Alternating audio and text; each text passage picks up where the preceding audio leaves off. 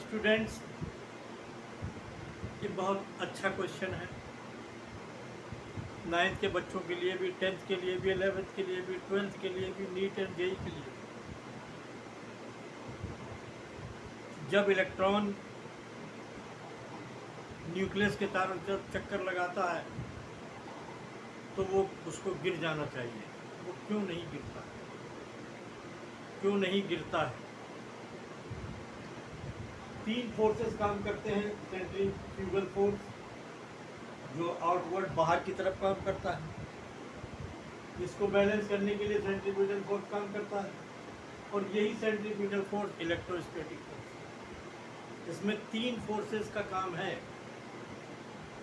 Centrifugal force and centrifugal force is are the concept related to circular motion. किसी चीज़ के circular motion में घूमने के लिए जो कॉन्सेप्ट है वो सेंट्रीफ्यूगल और सेंट्रीपिटल फोर्स का है।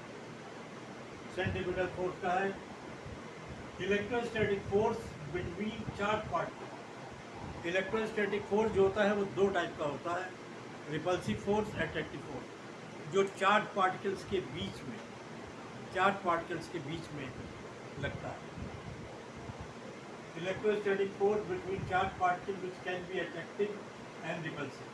इलेक्ट्रोस्टैटिक फोर्स ऑफ अट्रैक्शन, क्योंकि यहाँ पर पॉजिटिव चार्ज है और यहाँ पर निगेटिव चार्ज है। पॉजिटिव और निगेटिव चार्ज के बीच जो फोर्स ऑफ अट्रैक्शन मतलब इलेक्ट्रोस्टैटिक फोर्स लगता है वो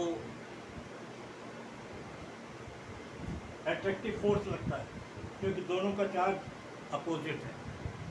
अपोजिट का मतलब अट्रैक्टिव फोर्स तब लगता है जब दोनों चार्ज अपोजिट होते हैं। अगर एक सेम चार्ज होते हैं तो रिपल्सिव फोर्स लगता है। A positively charge particle act as centripetal, inward centripetal. ये सेंट्रीपिटल फोर्स भी इनवर्ट लगता है और इलेक्ट्रोस्टैटिक फोर्स भी इनवर्ट ही लगता है, दोनों इनवर्ट ही लगते हैं। Keeps on the orbitating particle moving in circular centripetal force. जो भी फोर्स लगते हैं सेंट्रीपिटल फोर्स वो इलेक्ट्रोस्टैटिक फोर्स है। इलेक्ट्रोस्टैटिक फोर्स की वजह से ही सेंट्रीपिटल फोर्स पैदा होता है, लेकिन दोनों उसको मतलब सर्कुलर मोशन में मूव करने के लिए अवेलेबिलिटी पैदा करते हैं। सेंट्रीपिटल फोर्स अब आता है ये बाहर वाला फोर्स सेंट्रीफ्यूगल। ये फोर्स अंदर लगता है, ये फोर्स बाहर लगता है, और इलेक्ट्रॉन बीच में। इलेक्ट्रॉन अगर इधर फोर्स लगता तो इलेक्ट्रॉन अंदर गिर जाता आके। अगर उधर ये फोर्स न लगता, वो फोर्स लगता तो इलेक्ट्रॉन ऑर्बिट से बाहर चला जाता। इलेक्ट्रॉन क्वांटाइज्ड लेवल में, एनर्जी लेवल में जो है मूव करते हैं।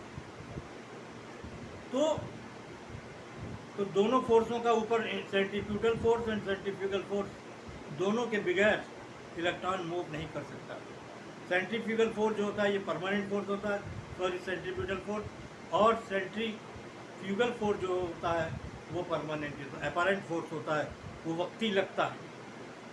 और ये दोनों, इसको centrifugal and centripetal force electron को मूव करने में हेल्प करते हैं। मुझे उम्मीद है कि आपको सवाल समझ में आया होगा। बहुत आसान है और इसको समझिए। यही सेम थ्योरी हमारे ग्रहों पे लगती है, सन पे और जो है अर्थ पे। सेम थ्योरी यही थ्योरी लगती है कि सन जो है एज ए न्यूक्लियस काम करता है, अर्थ एज ए इलेक्ट्रॉन काम करता है। उसमें भी सेंट्रीफ्यूगल फोर्स और सेंट्रीफ्यूगल फोर्स लगता है और हमारी अर्थ ऑर्बिट में चक्कर लगता है। कोई कन्फ्यूजन हो तो आप, वैसे तो मैं कोशिश ये करता हूँ कि कोई कन्फ्यूजन ना रहे। अगर आपको कोई कन्फ्यूजन लगे तो आप कमेंट बॉक्स में डालें ताकि मैं आपको बताऊँ। ये क्वेश्चन अच्छा है, ये आपके लिए 1 नंबर का क्वेश्चन कई बार आ चुका है कि सेंट्रीपिटल फोर्स परमानेंट होता है कि centrifugal force permanent. Centrifugal force थोड़े वक्त के लिए बनता है, लेकिन वो मोशन में जो है आपके हेल्प करता है। I request you to subscribe my channel and like increase my views. Okay, thank you.